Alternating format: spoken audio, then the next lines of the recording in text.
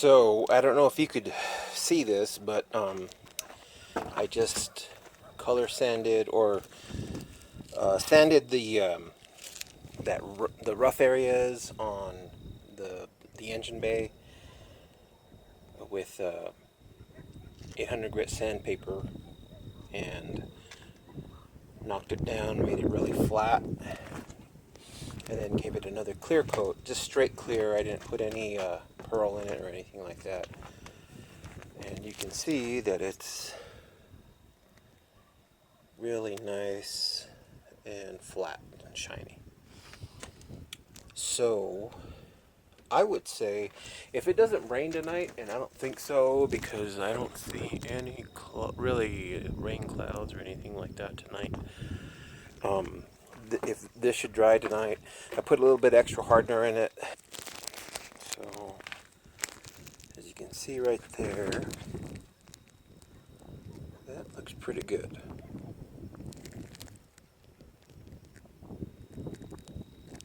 Nice and shiny. Right here as well, problem areas where I had a really rough finish.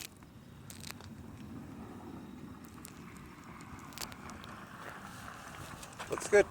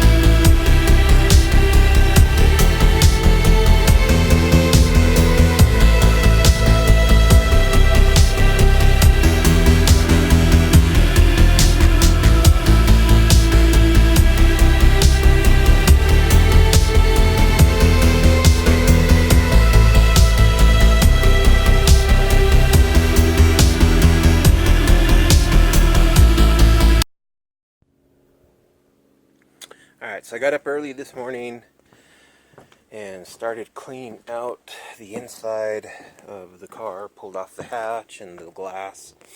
And so yeah, I got to clean up all this junk here, all along the sides. I got to cut out the rear quarter glasses, and I've already removed all the wiring, all the cables. And after I do all the cleaning, then I have to kind of scuff it up a little bit, and I'm just going to use the like a Scotch-Brite ball on the drill, and then go over that, and then after that I'll be able to paint. I had contemplated on putting on the suspension on today, and I still might, depending on how much time it takes to do this. But I figured I don't have all the parts in for the suspension. I still need the front spindles and hubs, or the spindles, sorry, and then the rear I need the rotors. I actually need the rotors in the front too, but so I need all that stuff, and I didn't want to put it all on and then just have it sit here and then just collect dust. You know, I put everything in storage yesterday, so that way all the suspension parts are nice and clean and they're ready to go. I got a notification yesterday that my the hubs were in, so I won't be able to do all that stuff. And then next weekend I won't be able to work on this because I'm going out of town for the next 2 weekends. So it's just going to be after work doing this stuff. So it's going to be an all-day thing. I'm going to be working on this today.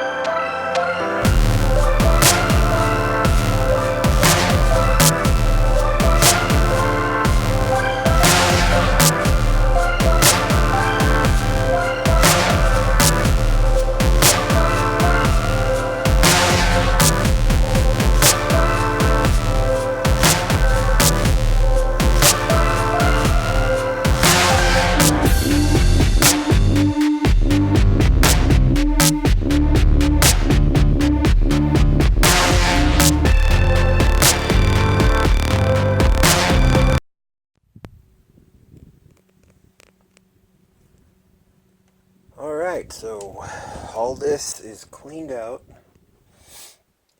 and I sanded it just a little bit just to get that sheen off of there. So it's ready to paint.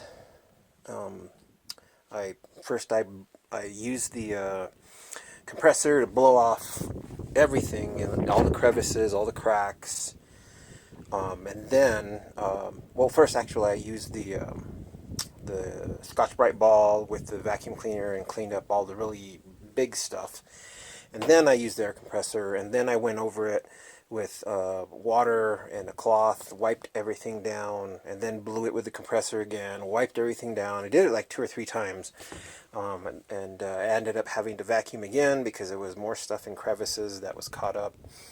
So, but yeah, everything's ready. I've removed all the clips, all the wiring.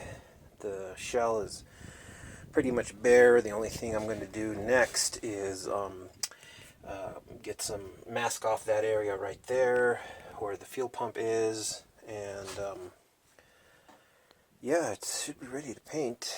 I just need to, I'm going to go ahead and remove this so it doesn't get any overspray on it through those holes. And so yeah, that's done. So I'll mask off this area right there, and then I'll mix up some paint and we'll start painting. Okay, so here is after 2 coats of the base, all the way up on top to the front, and I went ahead and blended it into the floor pan where I put the Raptor liner, because I think I'm going to clear coat halfways up to this center divider right here, because I noticed when I did the engine compartment, which is actually done already, and it looks really nice. You can see it now in the sun. All the nice stuff. Okay, but when I clear coated it, right here, you can see that I actually sprayed the crash bar, and it looks really nice with the clear coat on it. So I think it'll look really good when I clear coat the inside. Now what I'm going to do is probably do 2 coats of base, or actually clear coat, on the floor area, and then 1 on the sides. I don't think I need to do the top. I might, just because, I don't know. But yeah, it's, it's going to be all covered with all the panels and the roof liner and all that stuff, so you're really not going to see it. But I guess it'll be better if I did it, because it'll kind of stop it from flaking or whatever. So yeah, this is all done right here, and now on to the clear coat, and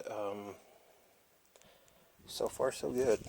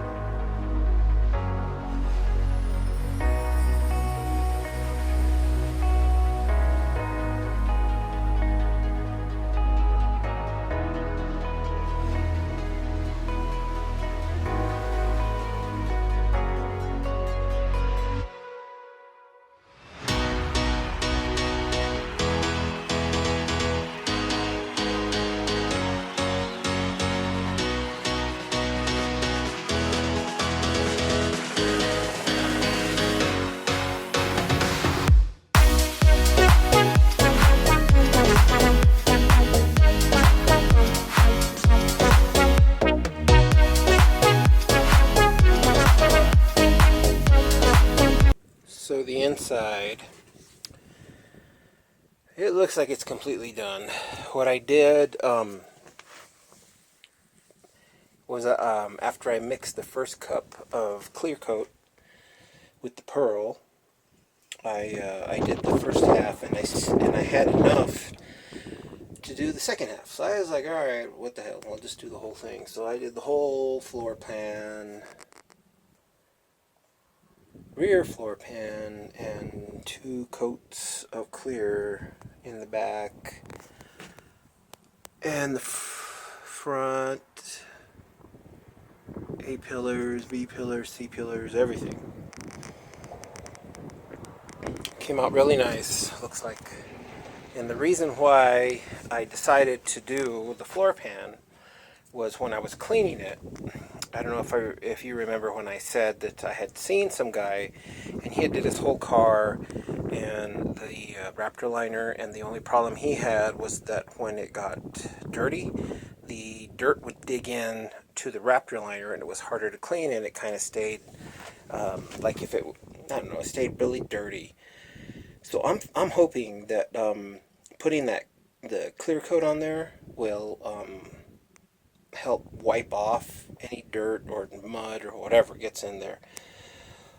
Like I say, I don't foresee a lot of dirt getting in there. The only way I see it getting in there is it when it rains or whatever. Because I cut out all the windows. I don't have the door glass. I don't have the windshield. So if it rains or whatever, it's going to get rain inside, and of course dirt's going to build up or dust, and then it's going to puddle up, create dirt areas.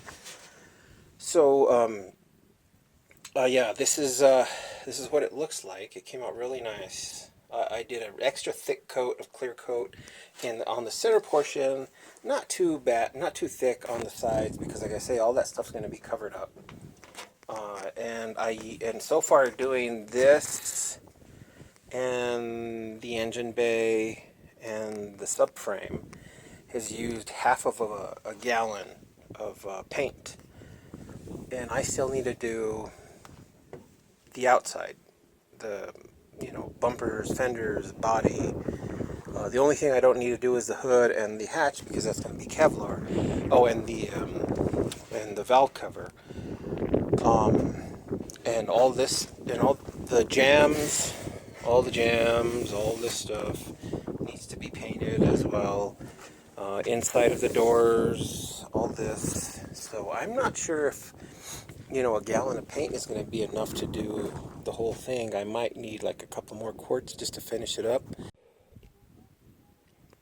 So I haven't showed this yet, but now this is a JDM B16A. The only things that I have done to this engine, it's all stock. It has about 60,000 miles on it. Now the only thing I've done to it is I've put a new clutch and pressure plate on it.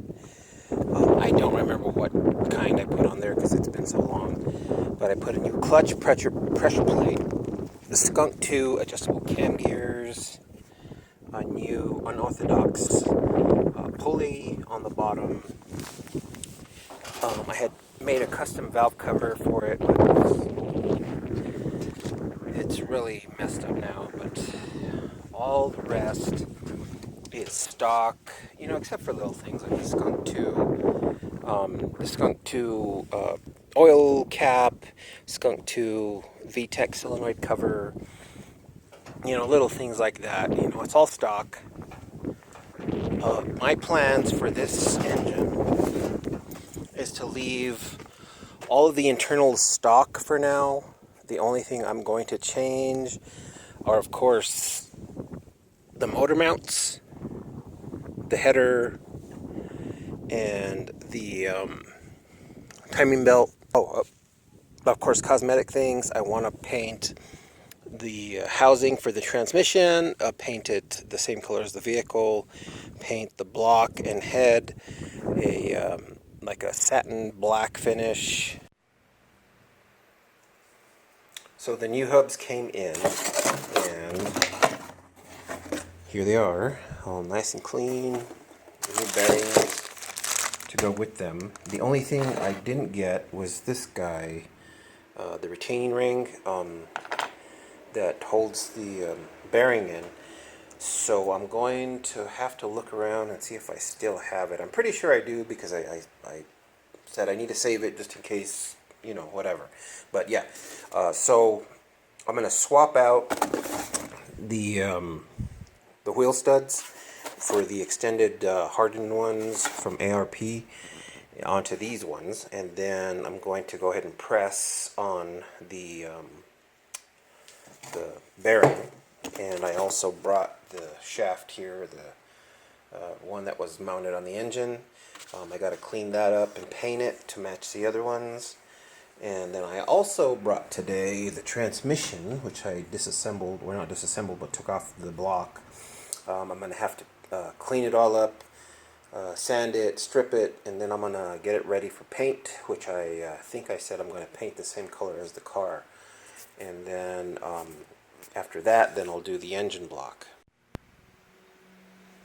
So finally got the bearing in, and I used this bearing wheel press adapter, whatever you want to call it, to push the bearing into the knuckle. I did remove the wheel studs on the new ones, and these are the extended ARP ones that I have. And a little bit of a problem though. Basically, this wheel stud is, one of two things has happened. Either when I pushed in this wheel stud into the old hub, this was smaller, hole was smaller, and I haven't taken any measurements, so I don't know for sure, but yeah, see this one, it nice and snug in there, and then this one loose. So I don't know if I order new wheel studs, are they going to be this size? Yeah, it's definitely bigger. I mean, you can tell the difference. So I'm going to have to do a little bit more homework and see if I need to, if I can find the wheel studs to match these, because I already have the extended wheel studs on the rear hubs, and I don't want to have these guys on the front. I want hardened ones anyways on the front. So yeah, it looks like I'm going to have to source those out. So here is the transmission for that B16 engine, and what I did was I sprayed 2 cans of Easy Off heavy duty oven cleaner, and that seems to work really well compared to like an engine degreaser or something like that. In my opinion, I've used it all the time, like on heads and stuff like that, to clean off carbon deposits, and it works really good. So that's what I did with this. I just sprayed this inside the housing and the outside part. I covered up all the openings with some Gorilla Tape, and then I took it outside and used the power washer and just sprayed everything down really good. And then after that I let it dry, and then I just used the wire wheel brush, different sizes, to clean all the little crevices out and, you know, get inside all the little holes and stuff like that, and then that way it's ready to be primered and painted. I'm going to pull out, when I do paint it, I'm going to pull off like all these bolts and these caps, you know, stuff like that, and then paint the whole block, or not the block, but the transmission housing. And then I need to order all the bolts that go in here.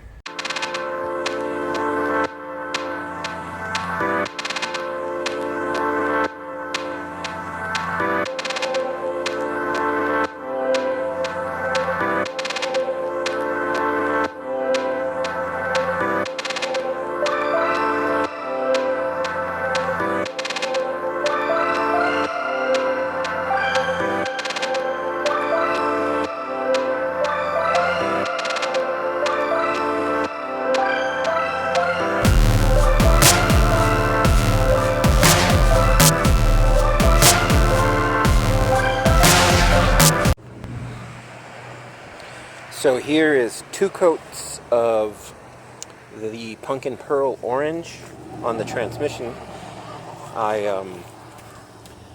Hardest part was cleaning it up and then masking off all of the little holes and places that you didn't want the paint to be.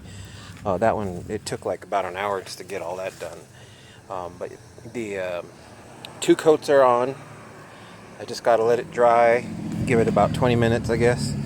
And I gave them pretty thick coats. One of the hardest parts, other than masking, was getting into all these little crevices, all these little holes, because they're everywhere underneath all these little areas. And I gave it some pretty thick coats, so hopefully everything will be covered well. Just let it dry for about 20 minutes, and then I'll give it 2 coats of clear with the added pearl to it. Here is coat number 1 of the clear coat with the pearl added to it. And I don't know if I mentioned this or not, but for the actual body of the vehicle, body panels like the fenders and main body, bumpers and all that, I had purchased a finer pearl to add to the clear coat, as well as the I'm not sure if the first type of pearl that I used is actually considered a flake, because if you look right here, you can see the larger flakes added in with the finer powdered pearl pigment. And like I say, I added the finer pearl to this mix. I just wanted to see how it was going to look, and it actually looks really good. Yeah, so this is going to be the final color of the vehicle. You can see that. Now, like I say, this is the first coat. I'm letting this flash over for about 10 minutes or so, and then I'll give it a second coat. I'm probably going to give it about 3 coats of clear, because I want this to be protected a little bit more, because installing it and stuff like that, I just don't want it to scratch or chip as easy as it would if I gave it just smaller coats. So yeah, there's the first coat.